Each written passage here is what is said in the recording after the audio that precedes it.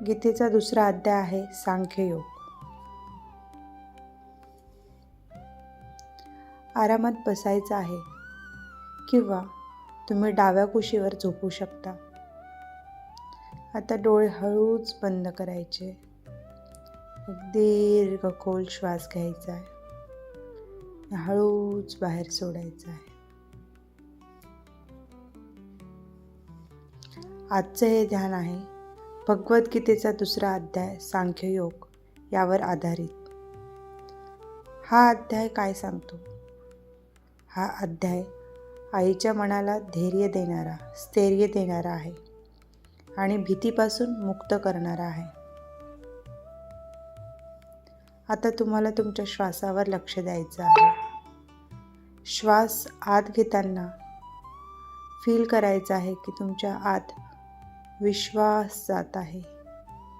तुमचं मन विश्वासाने भरून जात आहे.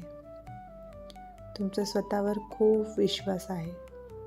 आणि श्वास सोडताना फील करायचं आहे की मनातली जी काही भीती आहे, जो काही नर्वसनेस आहे, तो बाहेर तुम्ही सोडत आहात.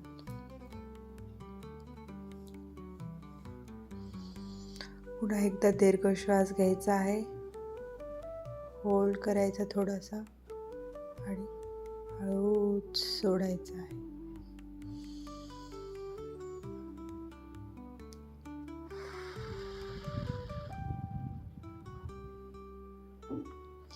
या अध्यायात भगवान श्रीकृष्ण अर्जुनाला सांगतात, तू ज्यासाठी घाबरत आहेस किंवा तू ज्यामुळे घाबरत आहेस, तो आत्मा अजर आहे, अमर आहे. म्हणजे हे शरीर जे आहे आपलं ते नाशवंत आहे, पण आत्मा जो आहे तो अमर आहे. म्हणून आई लक्षात घे, तुझ्या गर्भात फक्त शरीर नाही तर एक दिव्य आत्मा सुरक्षित आहे. आता हलगत पोटावरती हात ठेवायचा आहे आणि हळूच बोलायचं आहे, बाळा, आई तुला खूप प्रेम देत आहे. आई तुझं संरक्षण करत आहे. तुला जे काही योग्य आहे ते सर्व आई करत आहे. आणि भगवान श्रीकृष्ण आपल्या दोघांनाही सांभाळत आहे.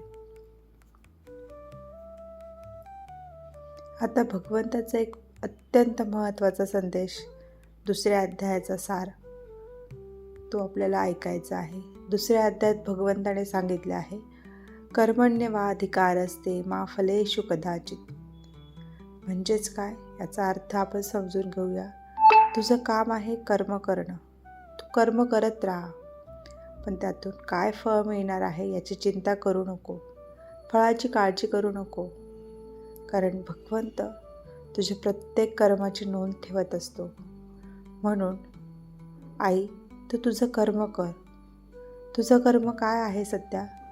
स्वतःची काळजी घेणं, शांत विचार ठेवणं आणि प्रेमाने मातृत्व जगणं. मग त्याचं फळ, तुझी डिलिव्हरी छान होईल, त्याचे परिणाम छान होईल, तुझं बाळ छान जन्माला येईल. हे सर्व तू भगवान श्रीकृष्णावर सोपव, तो नक्की त्याचं फळ देईल.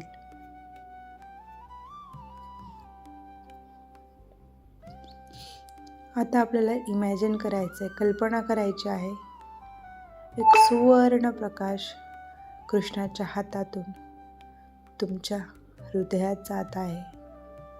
तो प्रकाश तुमच्या हृदयात सामावलेला आहे आणि हृदयातून तो आईच्या गर्भात उतरत आहे. हा प्रकाश आई आणि बाळाभोवती संरक्षणाचं कवच निर्माण करत आहे. हे सगळं दृश्य इमॅजिन करायचं आहे. भगवान श्रीकृष्णाच्या हातातून तो सोनेरी प्रकाश, तो स्पार्क तुमच्या हृदयात येत आहे, आईच्या हृदयात येत आहे. आईचं हृदय पूर्ण प्रकाशमय झालेलं आहे आणि तो प्रकाश आई तिच्या प्रत्येक स्पंदनातून बाळाभोवती त्याचं सुरक्षा कवच बनवत आहे.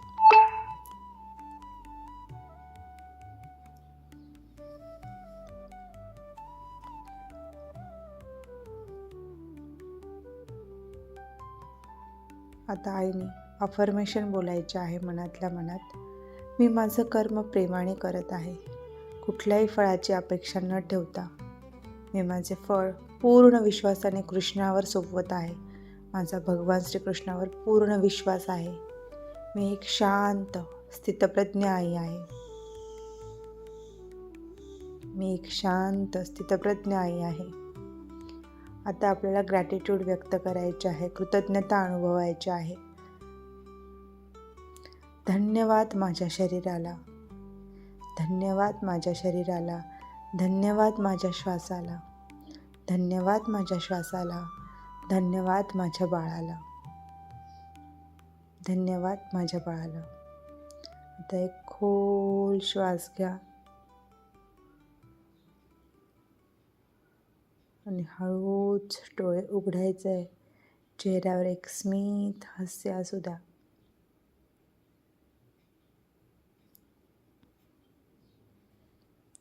आणि शेवटी एक वाक्य म्हणायचं आहे, कर्म करणं माझ्या हातात आहे आणि त्याचे फळ मात्र कृष्णाकडे आहे, भगवान श्रीकृष्णाकडे आहे. मी माझं कर्म करत राहील, भगवान त्याचं फळ देत राहील.